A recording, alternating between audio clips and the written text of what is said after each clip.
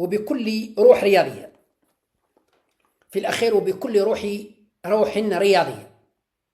أهنئ الفريق أو الشعب المغربي والفريق المغربي، أهنئهم على الفوز المستحق أمام الإمارات، كما أهنئ الفريق الأردني على فوزهم أمام السعودية. وأتوقع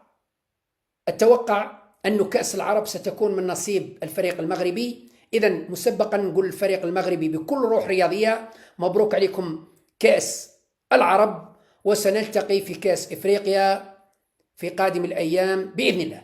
طبعا نتمنى التوفيق للفريق الوطني الجزائري الذي خرج من كأس العرب، لكن نتمناه أنهم يشرفونا في كأس إفريقيا بالمغرب، ونتمنى التوفيق والفوز للفريق المغربي، لأنني أشجع الفريق المغربي ضد الفريق الأردني بكل روح رياضية. نتمنى الكأس أنها تكون مغاربية للفريق المغربي بإذن الله.